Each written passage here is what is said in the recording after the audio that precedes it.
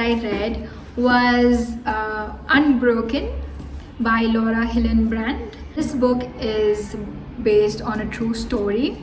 This book is a biography of Louis Zamperini, who was a World War II veteran and also a famous Olympic gold medalist runner. So one day he gets posted to the army, and one day he is on his usual duty in the plane, checking the parameters when the plane crashes into the sea. And he's left stranded along with his other two friends or co-veterans in the sea for 47 days. 47 days, I'm not sure if that's the correct number, I don't remember, but I guess it is 47 days. I think it is 47 days. Yeah, so he is left stranded and then he gets rescued.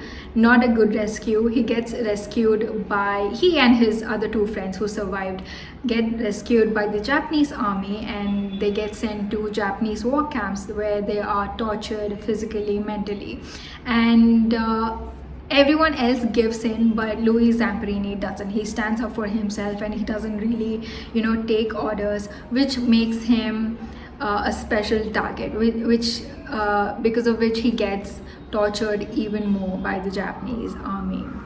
He survives in that war camp, Japanese war camp, until the World War II ends and the American army comes and rescues all of the captives that are held by the Japanese army. The book does give us a lot of details on how they survived on the sea for 47 days without food and clean water, and what gave Louis Zamperini the hope and the strength to stay so strong and to not give in to whatever life threw at him. Such a good book. Do I recommend this book?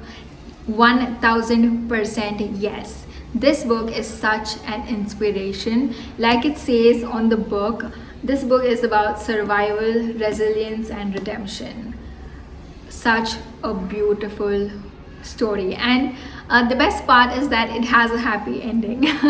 So yeah, if you think it's something yes, there are so many tragic events in the beginning of the book, but the end is happy. So grab your copy. If you're someone who doesn't like reading books, there's also a movie based on this book, so watch the movie. Takeaway from this book or the life of Louis Zamperini is that no matter what life throws at you, no matter how hard life gets in any aspect of your life, it could be relationship, it could be your work, it could be your personal inner struggle, whatever it is, you might be scarred, you might be damaged, you might be also a little broken, but you are never broken to a point of no return. And that is something I have carried with me through years. I have my low moments in life. I cry, I sulk, and there are also days where I don't get up off my couch, but eventually I do, because I believe that no matter what happens, we are never broken to a point of no return, and that inspired me so much. So go read this book. If you're not someone who likes reading, then go watch the movie. This book inspired me so much that I have a tattoo inspired by the title of the book and the story of the book on the side of my ribcage. Maybe I'll insert a picture, or maybe I won't, since that is something personal to me.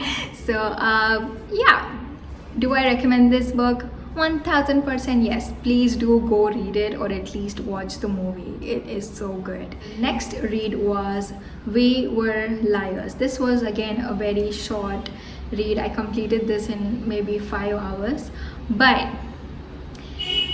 this book has a major twist. I've seen this book so much on Book Talk, BookTube, Bookstagram, where people keep hyping this book, people saying that this book made them cry like a baby. I did not cry, but I was fuming with rage.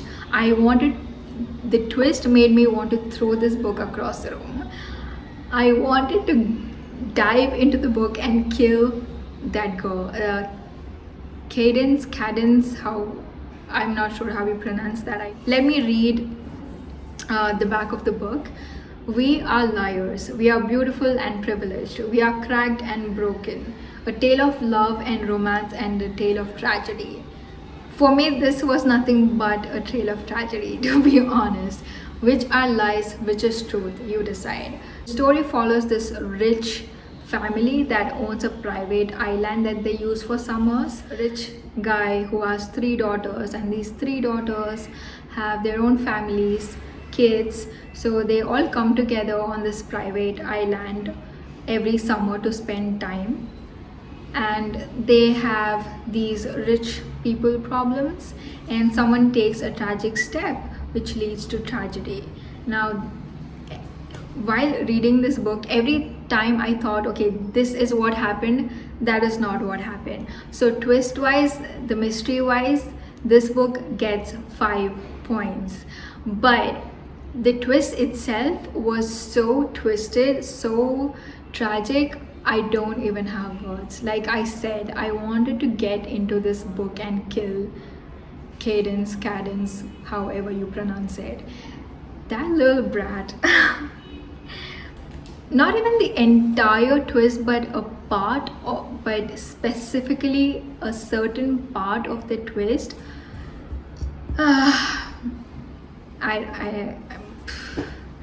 I don't have words. I don't have words to describe it. Obviously, no one would be able to guess because your mind wouldn't even imagine to think something so twisted and something so tragic. If you're someone who cannot take tragedy well, then please don't read this book. But otherwise, it was good. I mean, like I said, the mystery part, 5 stars. The mystery, the twist itself, I don't know. I don't know. It's just too sick. The next book that I read is The Firm by John Grisham.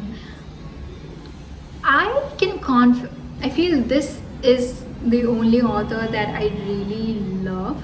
I do love Cassandra Clare too, but I mean, there are a few authors that I love, but John Grisham is that one author whose every book I read, I loved. I think I read 7 to 8 books of his, and I loved or liked each one of them. There wasn't a single book that I read of his where I was like, what did he do?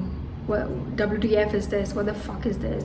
No, every book I read of his I enjoyed. He is such a good writer.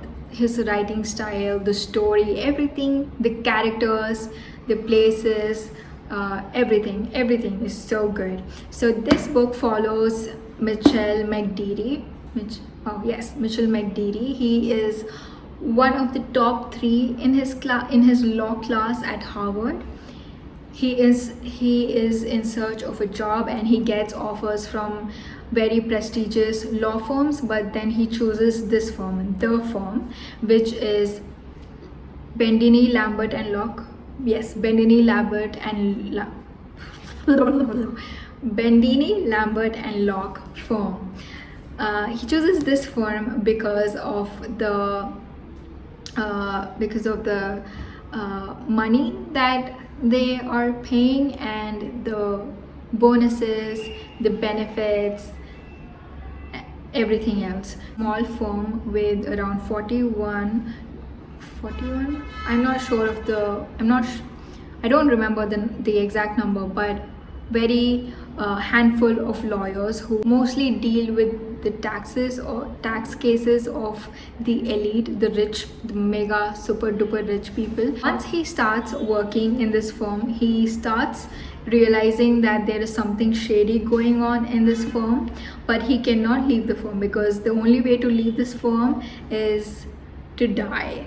No one has ever left this firm. So how he gets out of this firm without being killed, and also how he manages to book the firm legally, is the story. Do I recommend this book? Yes, I would. You will never be disappointed by John Grisham. I love every work of his, like I already mentioned.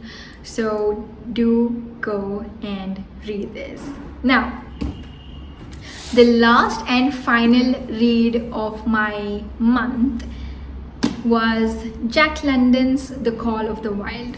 Now, the book seems super thick, but this book is an all-in-one of Jack London's 6 best works. So there's 6 different books combined into one. I only wanted to get my hands on The Call of the Wild book by him, but then I found this book in a book sale event and I think I got it for 90 rupees.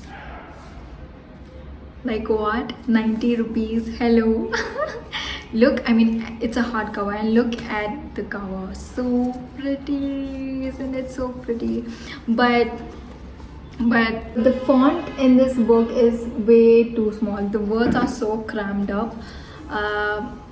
But nevertheless, I thought it was a pretty good deal, so I bought this book. What is The Call of the Wild about? It's about this dog called Buck who gets kidnapped by these people who kidnap dogs and they sell them to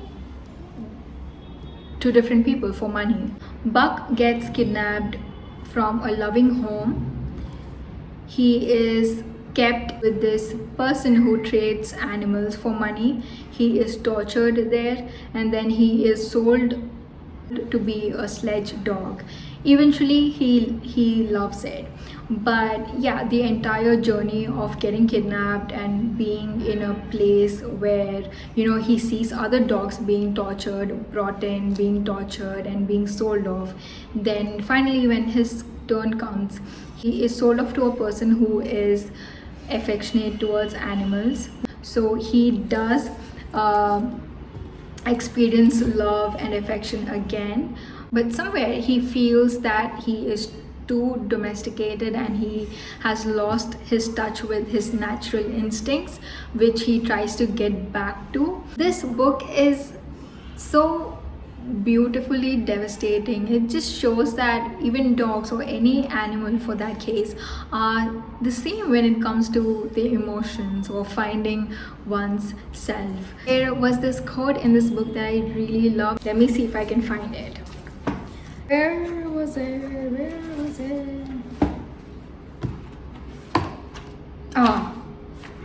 Here. There is an ecstasy that marks the summit of life, and beyond which life cannot rise.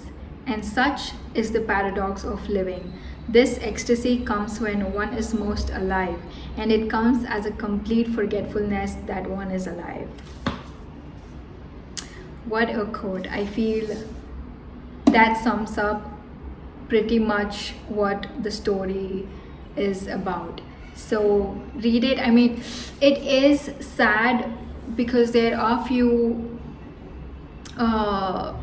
places in the book where it's, I mean, the dogs are being beaten and tortured, so there are parts where they could trigger you. That is it. Those are all the books that I read in the month of April. I didn't think I could get through so many books since I haven't read a book in 3 years, and I thought I lost my touch, but oh my gosh, once I started, I couldn't get my hands off a book. I had to keep reading a book after another. So all these books were the books that I already had. There's so many new books that I want to read. Maybe I'll put up a list that I made of my TBR here. So maybe you'll see around 45 to 50 books on this list, but because I did not individualize the books in series, but if I did, it would come around to 65 or more than 65, maybe 70. So yes, I cannot wait to get all these books and read. Now, my favorite pick of this month would be And I Darken, Now I Rise from the Conqueror's Saga trilogy. I cannot wait to read the third book.